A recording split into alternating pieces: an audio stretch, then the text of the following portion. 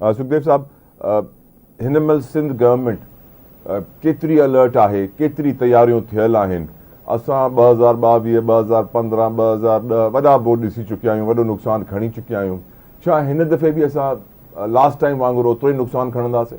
साईं, thank U for having me on show. न, असां ओतिरो नुक़सानु न खणंदासीं। मां थोरी कुझु शयूं तव्हां इंट्रोडक्शन चई वियो, थोरो वाज़े कंदो हलां। 20 दरवाज़ा ऑपरेशनल न आहिनि, 20 दरवाज़ा रिप्लेस थिया आहिनि। जेको सिंध ब्रांचेस इंप्रूवमेंट प्रोग्राम हो चाइनीज़ फर्म सां गॾु मिली हलनि त पिया न 20 दरवाज़ा? हलनि पिया 20 दरवाज़ा नवां थिया आहिनि, बाक़ी पुराणा आहिनि, ॿिया अञा उहे चेंज थियणा आहिनि। त ईअं न त ॿिया बंदि आहिनि, ॿिया बि फंक्शनल आहिनि, पर छो त पुराणो इंफ्रास्ट्रक्चर आहे उहे इन प्रोसेस हुयो, चेंज थियणा हुया। अंग्रेज़नि जो साईं बैराज ठाहे ॾेई विया।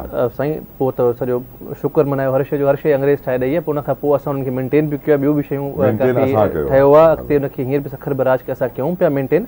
रही ॻाल्हि, ॾिसो 7 लख जी कैपेसिटी न, गुड्डू बैराज जी 12 लख आहे, सखर बैराज जी रिस्पेक्टिवली 11 ऐं जे कोटड़ी आहे उन जी रिस्पेक्टिवली 9 आहे।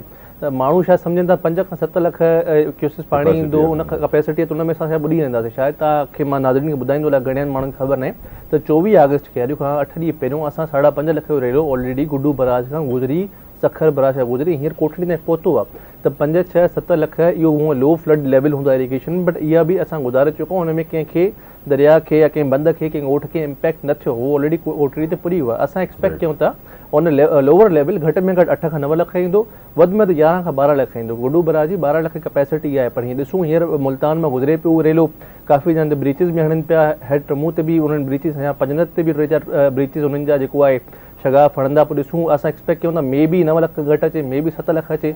इन शइ जी वाज़े सूरत हाल थींदी सुभाणे राति, परीं सुबुह जो, जॾहिं मुल्तान में गुज़री पंजनत ताईं अची पंहिंजो तव्हांजो पाणी बीहंदो साईं।